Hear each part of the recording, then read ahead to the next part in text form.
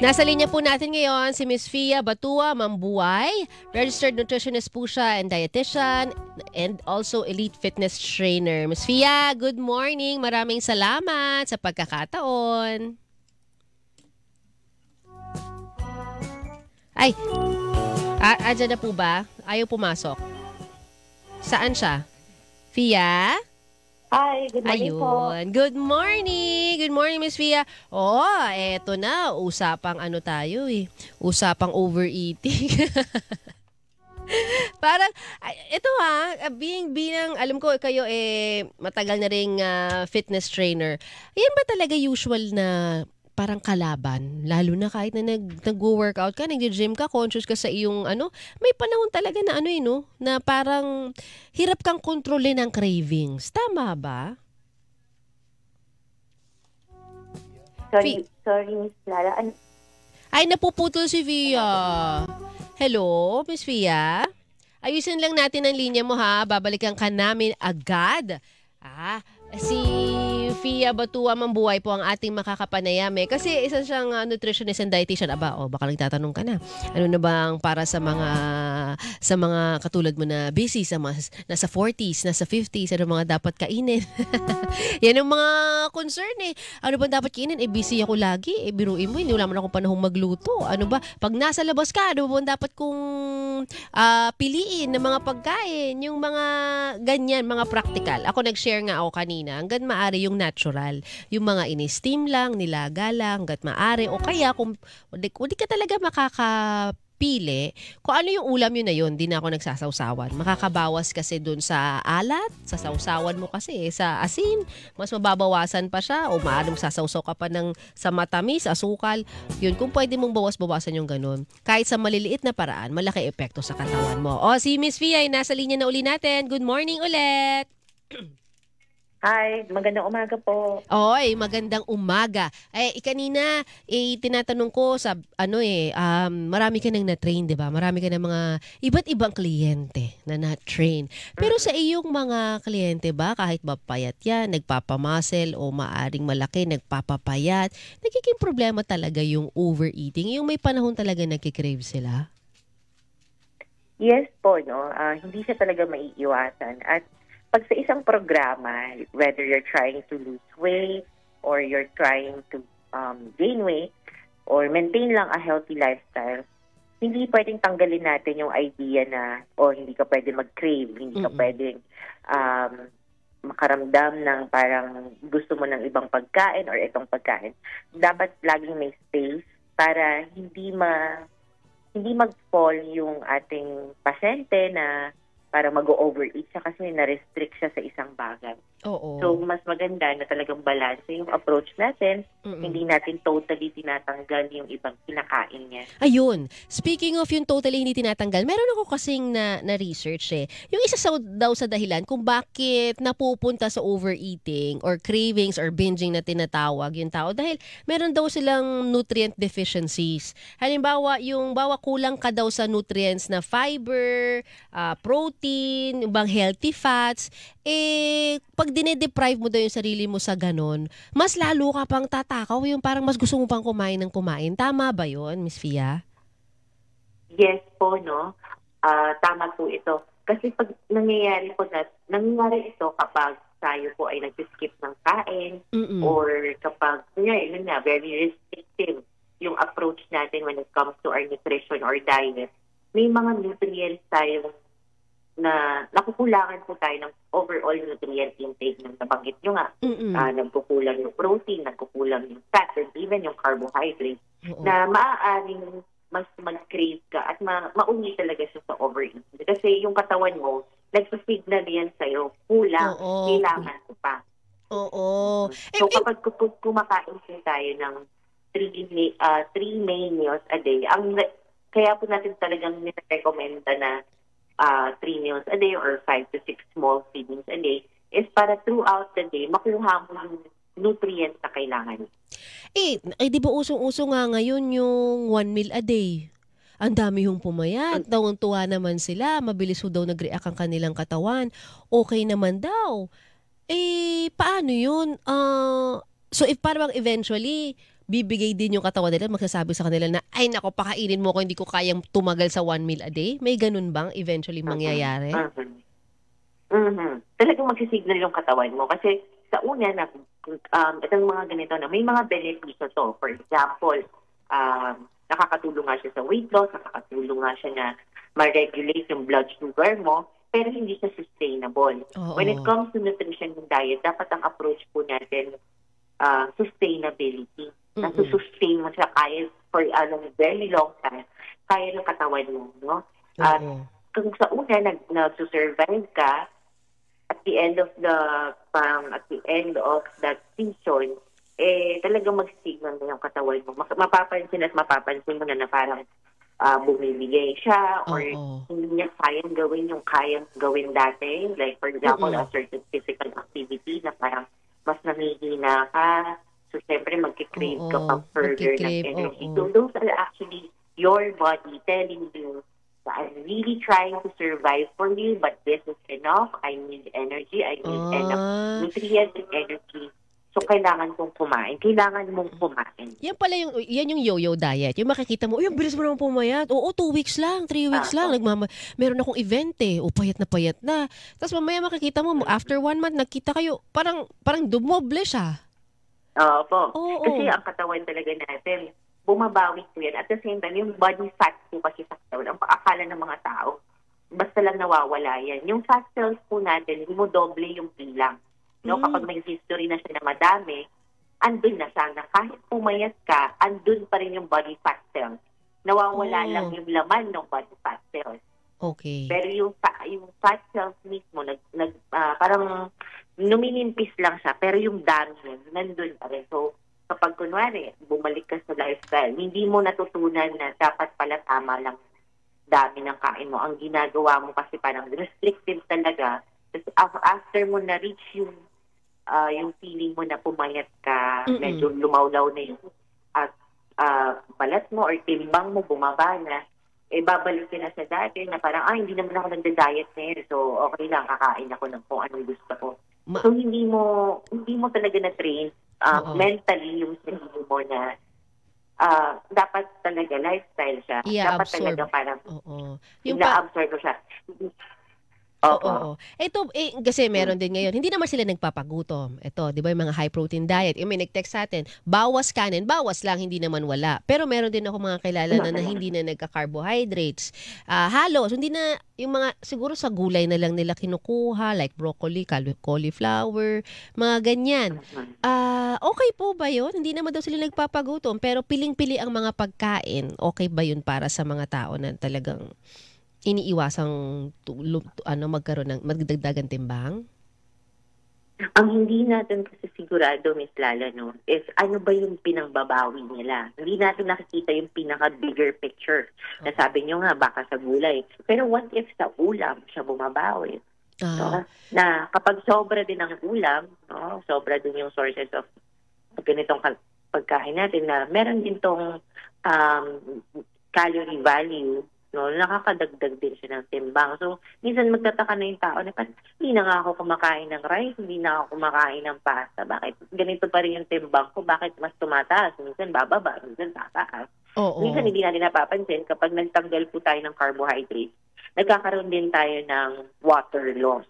No? So, akala nila na bumaba na yung body fat nila, pero nandun pa rin, minsan nadadagdagan pa kasi hindi nila napapansin yung other sources nila of energy. Opo. So, minsan tubig lang pala. Kasi malakas po pag masyadong restrictive yung diet natin, especially from carbohydrates, meron pong kasama itong water loss. Usong-uso, intermittent fasting, 16 hours, di ka kakain. 12 hours sa iba. Okay po ba to? Kasi meron din ewan ko kasi meron din mga, ang dami mo mababasa may health benefits daw to, mga ganyan.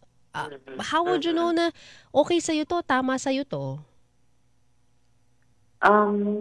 Well, una talaga, no, dapat po talaga kumonsulta tayo ng eksperto, especially nutritionist, dietitian.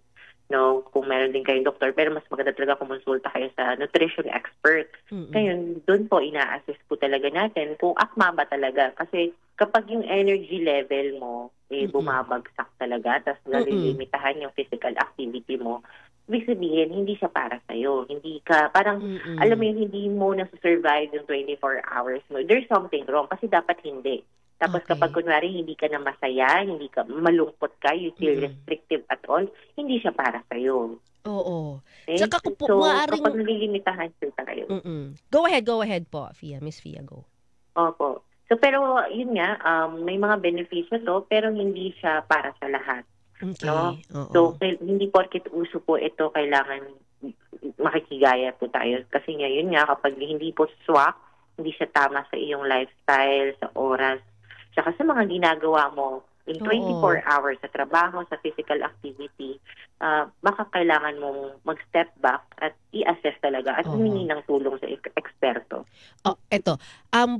May tao ho ba na sumuswak? Kasi meron akong alam na once a week, nagwa-water therapy siya. Parang at least na once a week, i-cleanse niya yung katawan niya kung ano man daw yung nakain niya na masama. Tama ho ba ito?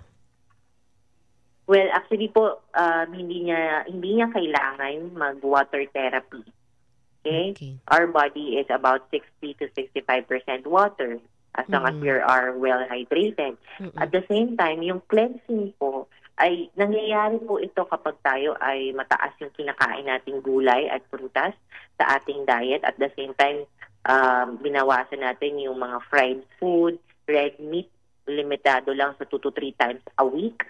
So, actually, when your body is getting enough fiber, getting enough vitamins and minerals and antioxidants from vegetables and fruits, actually may cleansing nang nangyayari. No, ginagawa na yan ng ating liver, ginagawa na natin ng katawan mo yan. As long as healthy yung kinakain mo, you're already doing something like cleansing. Pero yung mag-water therapy ka or mag-juicing ka, well, actually ang nangyayari lang talaga dyan, sa dehydrate, nagugutom ka, nagkakaroon ng malnutrition for a day, at the same time, pwedeng mababa yung total calorie and nutrient intake mo, kaya sometimes we feel lighter.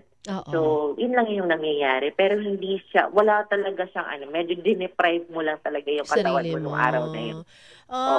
Pero yun yung sabi ko, fruits and vegetables, high in vitamins and antioxidants, okay na po yung katawan mo for cleansing. So, kung kayo po ang tatanungin kahit anong edad, teenager, mga nasa 40s, 50s, even seniors, 3 times a day, 3 meals a day, ito po yung ideal? Yes, ito po yung ideal. Kasi sabihin natin tulog ka, sabihin natin 10 to 12 hours. Pero yung the next 12 hours or 16 hours, gising ka talaga eh. So you have to sustain, especially kung meron kang physical work. Kung nag-aaral ka, you need mental energy. You need physical energy throughout the day. So kailangan yung energy level mo from morning to evening, dapat pa rin siya. Yung maintained mo siya. Yung hindi mo feel na parang okay, wala na talaga akong ibubuga. Kailangan ko na magkape. Kailangan ko na ng supplement na something na parang tumaas yung energy ko. Madalas ko marinig yan. Pagod na ako. Kape. So, ibig sabihin, kulang kasi yung nutrients na nakuha niya from the food. Kaya niya nararamdaman yung pagbagsak ng energy. Yes po. Possible yan. Na may nutrient deficiency or energy deficiency at the end of the day. Baka biglang, ayun pala pagkain pa lang para magkaroon ako energy. Baka naman sumobra. Problema kasi ito, hindi mo malaman ano ang tamang dami ng pagkain para sa'yo. Kaya nag-overeat? Tama ba? Yes po. Kaya po talagang ang gobyerno and yung mga ibang professionals natin, nutrition professionals, we are really trying to provide the information kasi hindi nakikinig sa mga eksperto, mga tao madalas po sa nakikita nilang may abs, may abs, pumayat, bumagsak sa timbang. Nang hindi sila nagtatanong, ano ba yung Kasi when it comes to nutrition, dapat personalized. Yes, kailangan hindi ka nakatingin sa anong ginagawa ng iba. Kailangan intindihin mo yung katawan mo. Yes, kaya po, kanina una pa lang sabi ko, kumonsulta sa isang nutrition expert. Nutritionist, dietitian po. Kasi may mga nutrition claiming expert na hindi naman pala na nutritionist dietitian na nagbibigay ng mga fad diet na mga maling information. Alam ko dati, so, diba, baka mamaya. Atkins diet, naalala nyo yun, Miss Fia? Diba yung high protein, high fat, nga naman, ang bilis pumayat kasi hindi na nagka-carbs. Pero kalaunan, long term, yung mga gumawa nun for the longest time, abay nagkasakit sa kidney, diba? 'Di ba baka kasi may yung mga fad diet na 'yan, makikita mo yung masamang epekto taon Long na. run. Opo. Oo, Yes na po. Totoo po yun, ma'am, no? oo. Yung mga, kasi kung titignan po natin, no, yung ating data, kung dati nauso yung mga paleo diet, Atkins diet, actually hanggang ngayon yung ginagawa ng mga tao na keto diet or Oo. no carb diet, Oo. pasok pa rin siya sa high protein. Kasi kung titignan mo, puro protina. Puro Yung source animal of meat food, yung oo. tinitake, source of energy nila. So, andun tayo sa high protein. Ngayon, ang protein talaga, hindi siya directly nagkakos ng kidney failure or problem.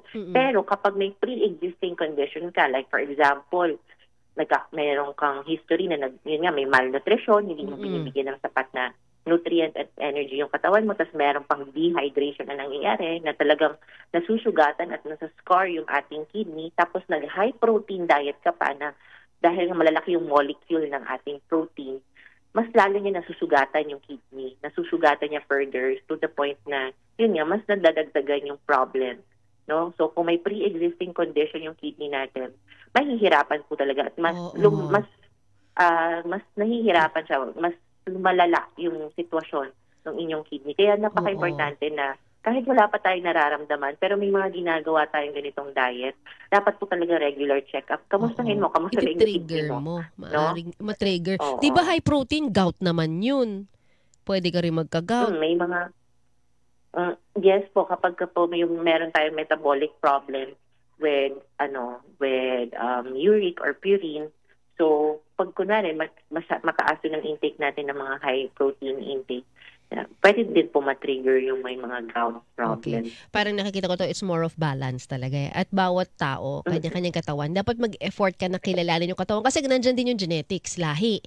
'Di ba? So, iiwasan mo rin yun. Madami. May switch button na. Edad mo pa, lifestyle mo pa. Marami siya. Hindi yung kung sino lang yung iniidolo mo, tingin mo, effect din sa'yo yung ginawa niya. Pero ito, meron din po ako nabasa. Meron daw yung parang may certain kind of food daw na addictive in nature, na pag sinimulan mong kainin, para bang hindi mo matigilan. Ano ho ba to? I think ito yung mga processed food or mga... Pero ako kanina sabi ko, ang addictive sa akin, butong pakuan. So, ayoko simulan. Tsaka yung mga mani. So, ano ba yan? Anong meron dyan sa mga pagkain na yan? Bakit para bang pag sinimulan mo, hindi mo matigilan? Well, actually, itong mga pagkain, Miss Lala, no, they are really designed na addictive. Masarap. Di ba? So, wala ka namang nakita na produkto na hindi masarap at ibibigay sa'yo. Hindi mo itutuloy talaga kasi hindi masarap. Pero dahil masarap siya, it is really designed na magustuhan mo siya, maging parang addictive talaga siya. Kasi ang katawan po natin naglalabas ng feel-good hormone or yung sabi nga nilang dopamine. No? Na pag lumabas yun sa utak mo, no, nagre-release sa utak mo, talagang gaganahan ka. You feel good about it. So, hindi mo gusto mag-end yung nararamdaman mo, especially kapag gusto mo siyang gamitin cope for stress, boredom, or malungkot ka. Iba yung feeling na kapag kumain ka, uy, ang sarap naman nito. Yes. Parang gusto ko pa dagdag. Kasi, sarap. May happy feeling ka. May feel-good feeling ka. No? So, ganun talaga siya dinesign. Pero kung pag kunwari, you practice mindful eating where, okay, ang sarap nito. Pero at the same time, lagi mo i-remind yung sarili mo na, okay, masarap to, pero ano ba yung kailangan ko lang for the day or for a meal? Gano'ng kadami yung dapat kong kakainin. So, i-prepare mo na pag siya. Pag kumakain tayo, dapat, parang inaano mo na yung brain mo. Bago ka palang actually kumain, dapat pinaplano mo na gano'ng kadami yung ilalagay sa plato. Uy, meron akong nakita spaghetti, may nakita akong pizza. Ngayon, bago mo palang sila matikman, medyo iplano mo na, no? I-mindset mo na. Gano'ng kadami. Ano Ayan, tama sabi mo, mindful eating. Kasi dito, yung isa sa, nakita ko, yung hindi mo na napapansin, yung kinakain mo, lalo na mindless eating. Kasi, nunod kang TV, meron kang pagkain, isang bag na yun ng chips or isang plato na puno. Dahil nanonood ka, hindi mo napapansin, subo ka pala ng subo, naubos mo na. So, iyon pala isa sa overeating na hindi natin napapansin. Dapat, ang gagawin natin, kung ano yung alam mo na amount o gaano kadami, yun lang yung ilalabas mo. Para pag naubos mo, kahit nakalagitnaan pa lang ng pinapanood mo, yun na yun eh. Hanggang dun lang ako. Isa sa paraan, para makontrol. Dapat po talaga wala tayong, ibalik po natin yung practice natin noong unang panahon na bawal ang gadgets, wala ang magsi-cellphone, patay ang TV, at kakain lang talaga at mag-uusap-usap lang tayo. Ganun. Naku, ako pala yan. Excuse me po, tinatamaan mo ako, Miss Fia, kasi kapag nanonood ako ng television, parang gusto ko may kulang kapag wala kang inunguya. Di ba? Yun yung mga dapat nating baguhin eh. You can train. Oo, mahirap, pero kailangan mong simulan. Opo, totoo po. Ito po, may isa pa ako nabasa, boredom daw can cause overeating. Bukod sa depression and stress, sabi nyo kanina, nabanggit nyo. Yes, opo, no. So, kasi nga po yun, connected doon sa Miss Fia? hormones or food hormones tuwing kumakain. So, minsan, kailangan mong i-check ano ba talaga yung nagkukos? Is it really, you have to really check, is it mentally hunger or is it physical hunger? Kasi mental hunger is kapag yun nga, boredom, no? Baka pwede mong i-switch to a different, baka pwedeng, ang sinasabi ko madalas pa sa mga pasyente ko, ano yung mga favorite playlist mo? Baka kailangan mo makinig ng mga playlist mo, ng ganyan, makinig ka. Parang i-switch mo instead of really going for food agad.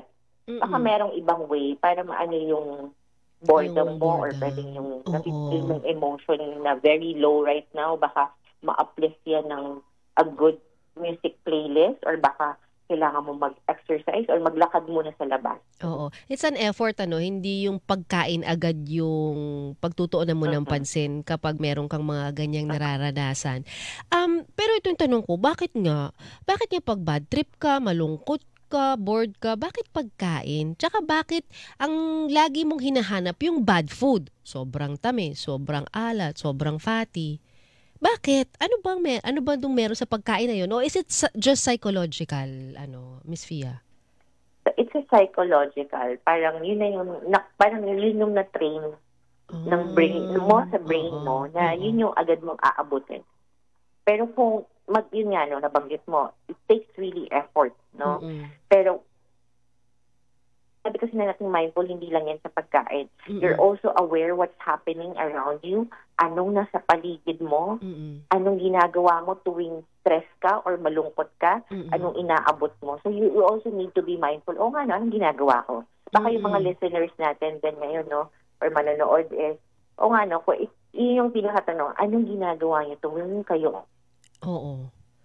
Yung iba pag stress, nag-eehersisyo, nagbabike, baka pwede mo i-divert. Kasi ba't yung iba, hindi naman sa pagkain? Baka naman hindi siya talaga natural. Baka nasa sayo bilang tao, no? O yun. Eto, kailangan mo siyang i-train pa. Yeah. You need to, pero mahirap siya. Ako nga personally, talagang nahirapan ako. It took me a year or more para palitan yung choices of food ko. Sabi ko nga ngayon yung breakfast punta kang kantin, ako may fried chicken, may ang dami. Ang pinili ko, nilagang saging na saba. Parang pipiliin mo siya eh. 'Di ba? Parang may carbs din. Actually, dapat po. Tama po. Tsaka yung maganda po yung gano'n, na bago kayo nakapunta doon sa pupuntahan nyo or magmo-mall kayo or may kainan kayo pupunta, kailangan habang nandun bago pa kayo makarating, medyo pinaplano mo na talaga. Yun nga, inaano mo na yung mindset mo na, okay, pag kunwari kakain, may kakain. Bago pa kayo makarating doon, instead na naghahanap pa lang kayo, laging yung parang pwede nyo sabihin, basta yung may gulay, basta yung may choices tayo na white meat, fish, ganyan. Hindi yung darating kayo, bahala na. Oo. Tsaka pag may party, huwag ka daw pupunta sa party ng gutom. Ay, totoo yan. Totoo. Diba? Kasi pag gutom ka, nako, buffet na yan. Tapos pagkatapos, magigilty ka o kaya masama yung pakaramdam mo, sobra ka ng busog. So, pinaplano talaga, day to day, actually. Day to day, alam mo yung kakaharapin mo, ang dali pa naman ngayon, order na lang online.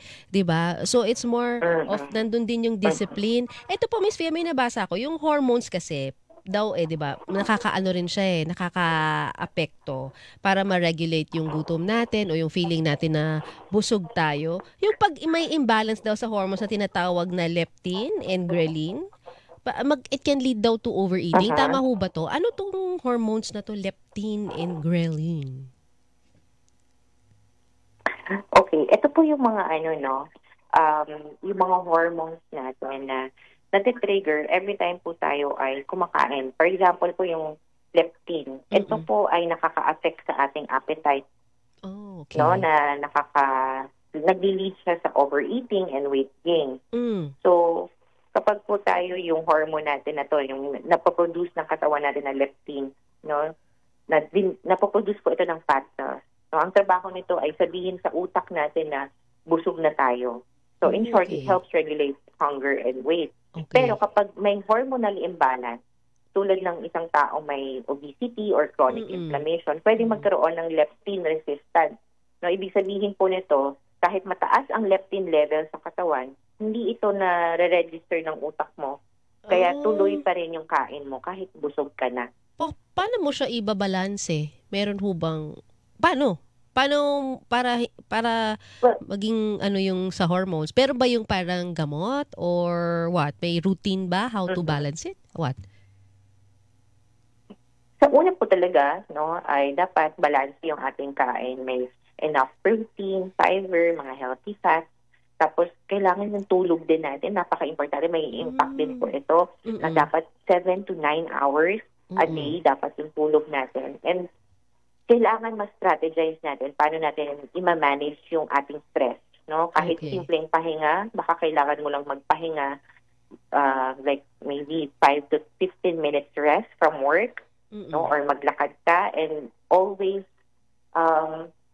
try to put effort talaga ng regular activity at maging mindful na yun nga, iwasan or bawasan yung mga simple sugar na instead of tara, milk tea tayo. No? Instead of that, baka kailangan mo lang uminom ng tubig or baka kailangan mo lang magmuni-muni. Okay? Kasi having a healthy and balanced diet will help you also support yung hormonal balance. Pag lagi ka doon nagsusugar, parang mas mabilis kang mapagod. Kasi parang magsa-spike lang yung energy mo, pero parang biglang magdodrop. Tama yun? Miss Fia, tama ho ba yun? Ganun po talaga. Magpa-fluctuate yung sugar mo.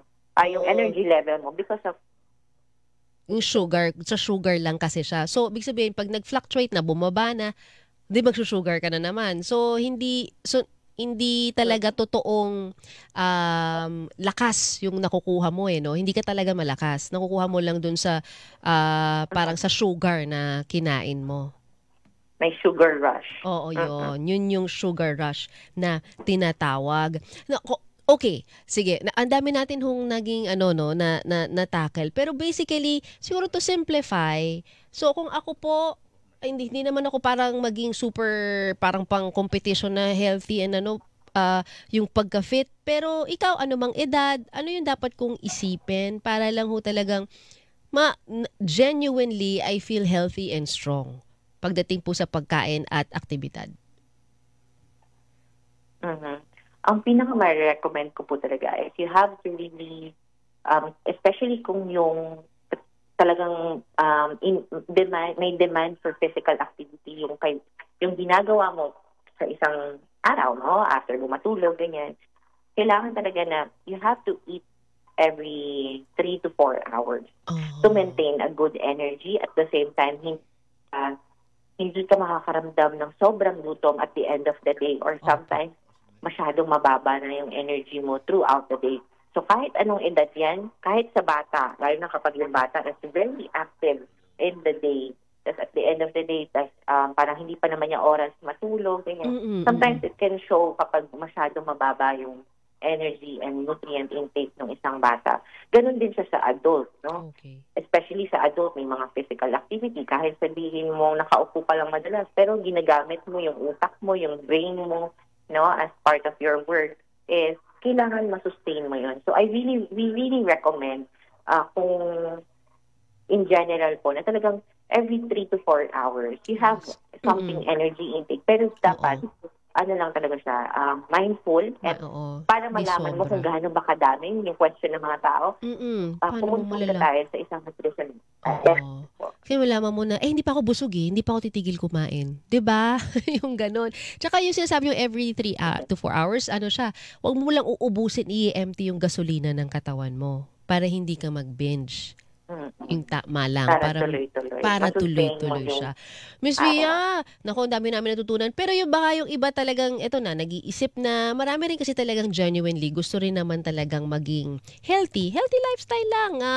Kung ano yung edad nila, ano yung trabaho nila. Saan po ba pwede kayo or may grupo kayo na pwede ho sila talagang kumonsulta? Meron ho ba, Ma'am Fia?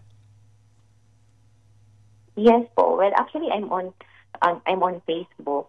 I'm actually Dr. Diet Manila. Oh, okay. O yan, sa Facebook, Dr. Diet Manila.